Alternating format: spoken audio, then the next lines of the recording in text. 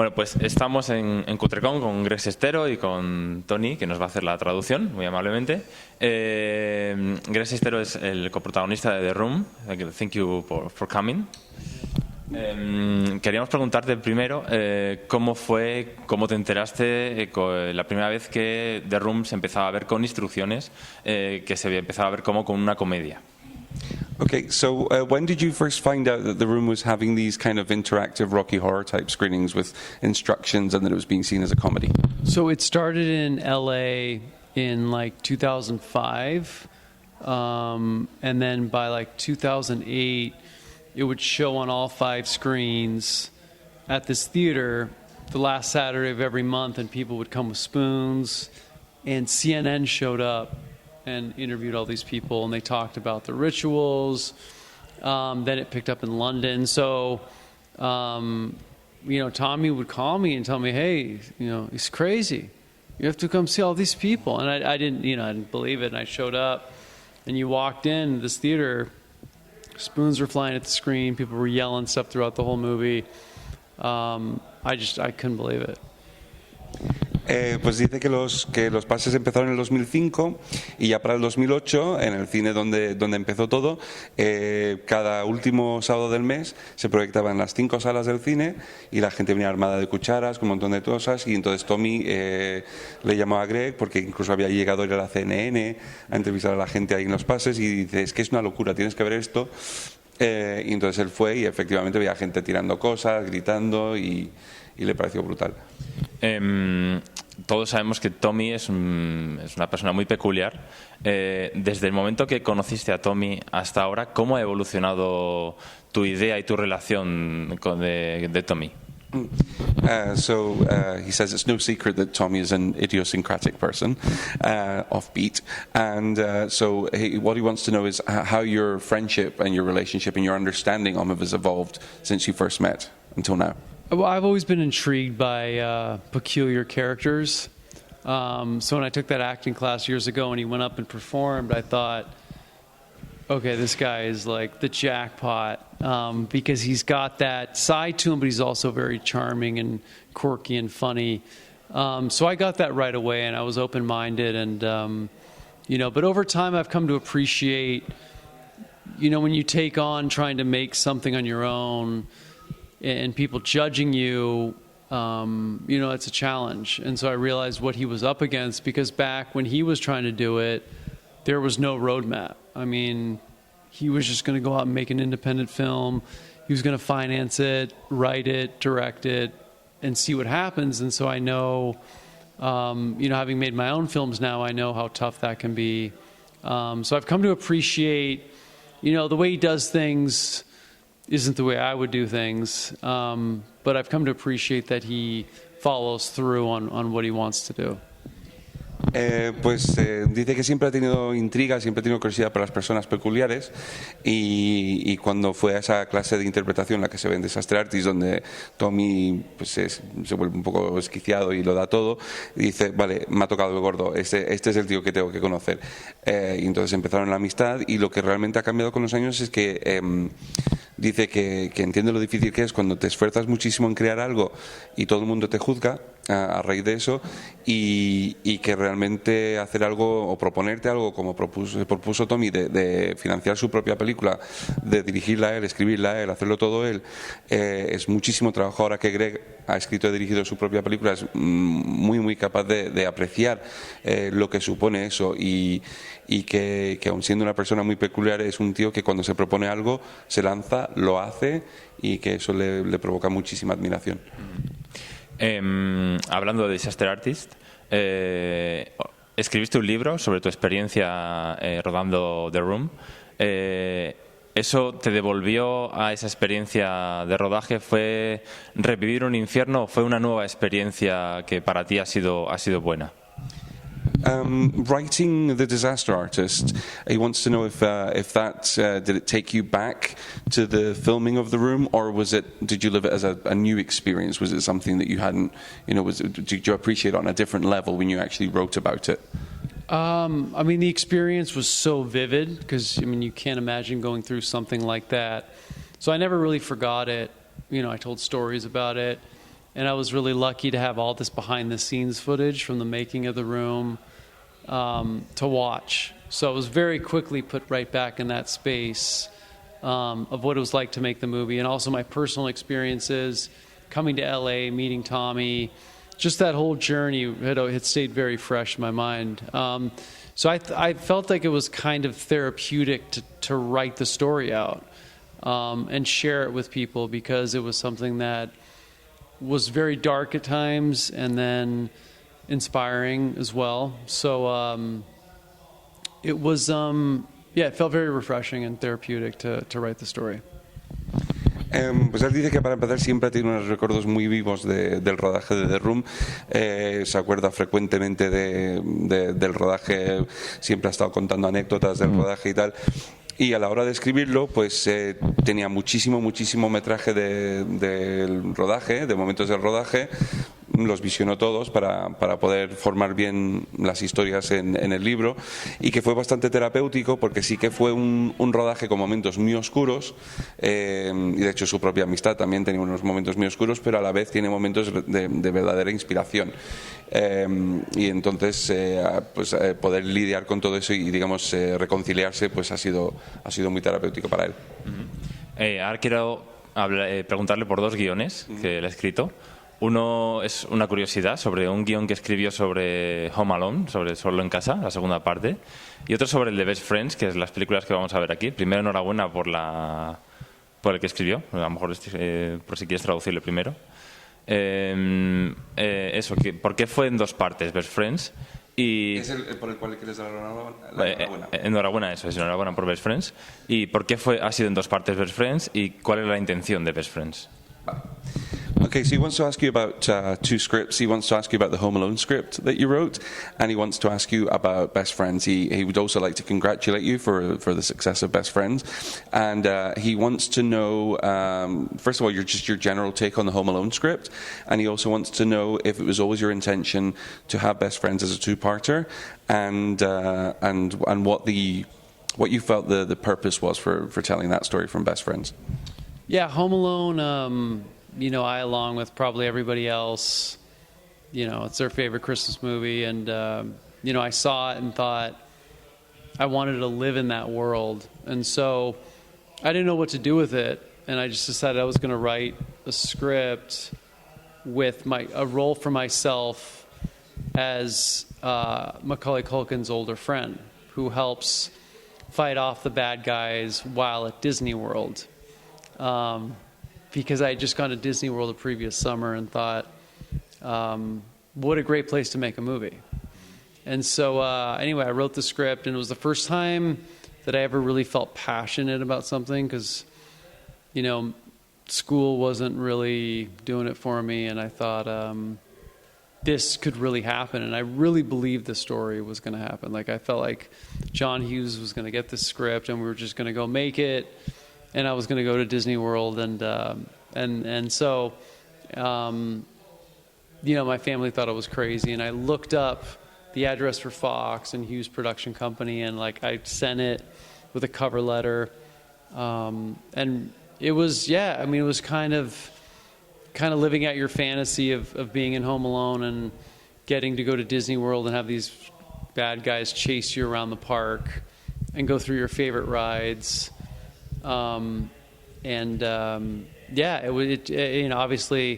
the movie didn't happen, but it kind of still could, you never know. But, just taught me, I wanted to feel that. I wanted to feel that passion, and then I kind of knew what I wanted to do at that point.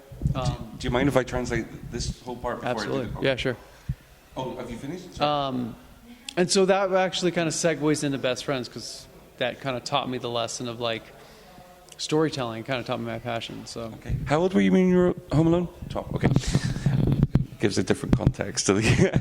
Vale, pues escribió el guión de Solo en Casa con 12 años porque pues como con millones de personas es su película favorita navideña, y quería vivir en ese mundo, quería saber lo que era vivir en ese mundo, y entonces escribió un papel en el que era el amigo un poquito mayor de Macaulay Culkin, de Kevin, en el que iban a Disney World, porque había estado el año anterior en Disney World, le flipó, y entonces escribió este guión donde pues él y Kevin tenían las aventuras, los ladrones les perseguían por todo el parque, se montaban en todas las atracciones.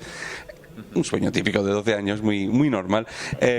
Y él estaba convencido, o sea, dice que es la primera cosa que hizo en su vida con pasión, porque el colegio no le inspiraba, nada le inspiraba, y de repente aquí encontró su verdadera devoción.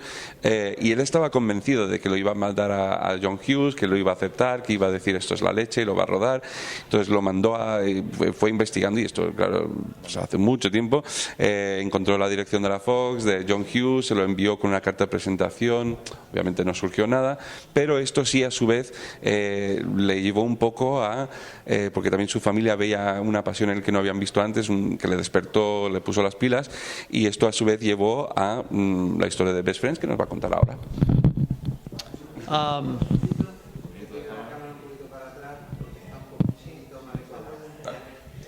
So cut to years later, I'm faced with the same situation where I just saw a movie that inspired me, this being The Disaster Artist, and thought, I want to make something else with Tommy, something I hadn't felt in a very long time. So I sat down and started writing, based on a road trip Tommy and I took years ago in which he thought I was going to try to kill him. And so I started writing based on that, and 4 days later I had the script. This time I didn't have to send it to John Hughes. I could just send it to Tommy, and hopefully we could just go make it. Plus, John Hughes sadly was no longer with us at that point. And the two-parter question, was it always intended to be a two-parter? No, it was written as one script, and we just kind of went out and made it. And as we were putting it together, there are so many scenes in which Tommy and I have these moments where we're just talking to each other. And having not made a movie together in 15 years, we just kind of let it go, and then realized, it's 100 minutes. This whole part does not fit, and we decided, kind of a once in a lifetime thing. Let's let it be two parts and kind of surprise the audience. We did these test screenings in London, and we showed them basically the first film, and they were like, what the hell did I just watch, and what happens? And we realized, okay, let's take our time and have the second one kind of be a Western noir, and have the first one be an LA noir. So in room fashion, we really did it in an unorthodox way. So it's a double feature that will probably be the weirdest you've ever seen. Bueno, pues la inspiración para hacer la película surgió cuando vio The Disaster Artist, quedó muy inspirado y pensó que él quería hacer eso, quería escribir un guión, quería hacer algo y que quería volver a trabajar con Tommy. Él hacía muchísimos años que no había trabajado con él, y hacía muchísimos años que no le apetecía realmente, y de repente le surgió este deseo de volver a trabajar con él. Entonces se puso a escribir este guión inspirado por un viaje en coche que hicieron los dos años atrás, subiendo por la costa de California, donde Tommy se emparanoió pensando que Greg le quería matar. Y inspirado por esto, pues se puso a escribir el guión, lo terminó en 4 días, y la intención era hacer una sola película.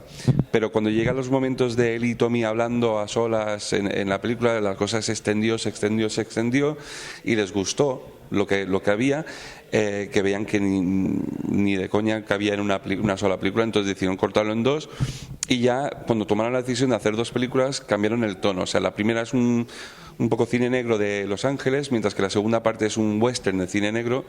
Hicieron unos pases de prueba de la primera película en Londres y la gente se quedó pasmada y preguntando, ¿y ahora qué ocurre? Y dice, pues mira, en vez de sacarla ya, porque la tenían terminada, vamos a esperar un poquito, vamos a sacarla de manera separada, y así podemos sorprender realmente al público.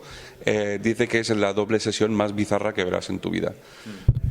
nos ha pasado aquí en Madrid, que la pusimos el año pasado y nos hemos quedado todos expectantes. Yeah, what you said about London is exactly what happened here. We showed Volume 1 last year, and everybody's freaking out, kind of wondering what's going to happen next. In some ways, I mean, you could have made a 2.5-hour film, but really, I think once you hit, with this audience, once you hit 100 minutes, you're starting to kind of push it. And I thought with this one, it was, again, it's not every day that you've shot so much that you can make 2 films. So I figure it was a safer bet, and it gave people a chance to kind of breathe, pick their jaw up off the floor and think, what did I just watch? Do I want to see more? Okay, there is more. No. Unlike episode 9. Yeah. But no, I do think that, especially in part 2, Tommy, again, it's a very strange role, but some of the best acting I've seen him do is in part 2. Pues lo que dice es que sí, que podía haber sido relativamente sencillo editarlo todo y dejarlo una película de 2 horas y media, pero es consciente de que el público de este tipo de película no tiene aguante más allá de los 100 minutos. O sea, que los 100 minutos es una duración bastante perfecta, y también dice que no es todos los días que consigues casi por accidente rodar material suficiente como para hacer 2 películas. Así que dice, mira, lo vamos a cortar, lo sacamos como 2 películas y también le damos tiempo al público para que le dé un respiro, le dé unas vueltas, que acabo de ver, que no, para que lo pillen, y luego si quieren ver la segunda parte si se han quedado contentos con la primera parte se queda ahí, pero la historia sigue. También tiene que decir que en la segunda parte en concreto cree que Tommy da posiblemente la mejor interpretación o una de las mejores interpretaciones que ha dado en su vida. O sea, que realmente se sale en la segunda parte. Vale, ya lo último. Una petición y una pregunta. ¿De dónde sale esa cuchara que está en un marco de fotos en The Room? Y si nos firmaría una cuchara. So the first question is, what's the deal with the spoons in the frames? And the second question is, would you sign a spoon for him? Yeah, the spoon was, again, kind of a very strange gift. We were kind of rushed to shoot the scene and have the set look like a home that's inhabited because there was nothing on the table. So we went and bought frames at the store, and it just had a picture of a spoon. And Tommy's like, look, we don't have time to put real pictures. Let's just shoot it. Nobody will care. And so there's a framed picture of a spoon. And so every time it passes, a film student friend of mine, actually, at the time when he saw it, was like, why is there a framed picture of a spoon? Like, what is that? And then he decided to bring plastic spoons like Rocky Horror and throw it at the screen. People loved it, and it ended up becoming something that is most known about The Room. Was that Michael Russell? Yeah. And absolutely, I will sign your spoon.